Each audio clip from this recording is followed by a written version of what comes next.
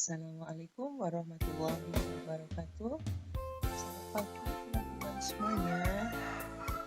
Pagi ini kita akan belajar soal dan pembahasan PKN kelas 11 bab 2 ulangan harian bagian A nomor 10 sampai 15. Jangan lupa teman-teman untuk memberikan like, komen, dan subscribe pada channel PKN Indonesia ya. Baiklah, kita mulai teman-teman latihan dan pembahasannya. 11. Bacalah informasi berikut. Pada pemilu 2019, panggung demokrasi diwarnai oleh para calon wakil rakyat dari berbagai lapisan masyarakat. Salah satunya calon anggota DPRD Kota Cilegon Dapil 1 Cibeber Cilegon dari P3 Eha Soleha. Eha Soleha sehari-hari menjadi pedagang kopi keliling. Akan tetapi kondisi tersebut tidak mengurungkan niatnya maju ke panggung demokrasi. Sejak resmi jadi caleg, Eha mengaku semangat melakukan kampanye di pasar. Waktu berjualan ia memanfaatkan untuk memperkenalkan diri sebagai caleg dari P3. Menurutnya respon pelanggan rata-rata terkejut, bahkan ada yang tidak percaya. Informasi tersebut menunjukkan penerapan salah satu nilai-nilai demokrasi Pancasila: A. Kebebasan berpartisipasi, B. Kesetaraan antar warga, C. Kesetaraan gender, D. Kedaulatan rakyat, E. Rasa percaya. Jawaban yang benar A. Nomor 2. Langkah terobosan yang dilakukan pemerintah pada era reformasi dalam proses demokratisasi adalah: A. Menaikkan nilai rupiah terhadap mata uang asing, B. Pembangunan infrastruktur di berbagai bidang, C. Menyelenggarakan pemilu secepatnya, D. Pergantian kabinet secara berkala, E. Amandemen Undang-Undang Dasar 1945. Jawabannya E. 13. Perhatikan ciri-ciri berikut. 1. Kondisi negara tidak stabil karena sering terjadi pergantian kabinet.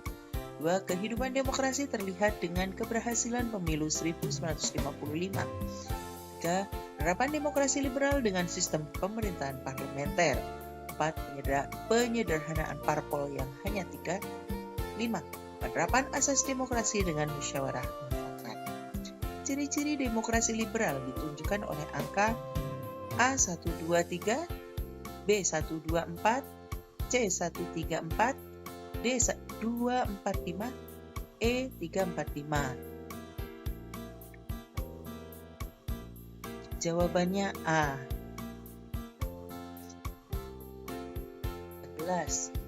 Contoh penyimpangan terhadap Undang-Undang Dasar Negara Republik Indonesia tahun 1945 yang dilakukan oleh MPRS pada masa demokrasi terpimpin adalah: A. Mengangkat presiden seumur hidup, B. Membatasi kemunculan partai politik, C. Membubarkan DPR hasil pemilu 1955, D. Mengangkat anggota DPR GR sebagai menteri, E. Membatasi kebijakan yang mengatur tentang hak asasi manusia. Ya, jawaban yang benar A. Nomor 15. Bacalah informasi berikut. Kerugian negara akibat tindak pidana korupsi pada 2018 mencapai 9,29 triliun. Data tersebut diperoleh dari hasil kajian dari Indonesia Corruption Watch yang dirilis pada Minggu 28 April 2019. ICW mengumumkan data putusan perkara korupsi yang dikeluarkan oleh pengadilan pada tingkat pengadilan negeri, pengadilan tinggi, dan Mahkamah Agung. Pengumpulan data dilakukan sejak 1 Januari 2018 sampai dengan 31 Desember 2018. Pada 2018, ICW mencatat sebaran putusan tindak pidana korupsi adalah 926 terdakwa pada tingkat pengadilan negeri, 208 pada tingkat pengadilan tinggi, dan 28 terdakwa di tingkat Mahkamah Agung. Bila dikaitkan dengan pelaksanaan demokrasi pada era sekarang, informasi tersebut menunjukkan bahwa A. Demokrasi belum dapat dilaksanakan secara maksimal. B. Masih ditemukannya kasus korupsi pada era reformasi. C. Lembaga hukum di Indonesia memiliki sifat merdeka dan mandiri. D. Demokrasi pada era reformasi telah dilaksanakan seutuhnya. E. Adanya persamaan hak dan kewajiban warga negara di hadapan hukum. Jawabannya A. Ya teman-teman, soal dan pembahasan ulangan harian bab 2 kelas 11 nomor 15. Terima kasih. Assalamualaikum warahmatullahi wabarakatuh.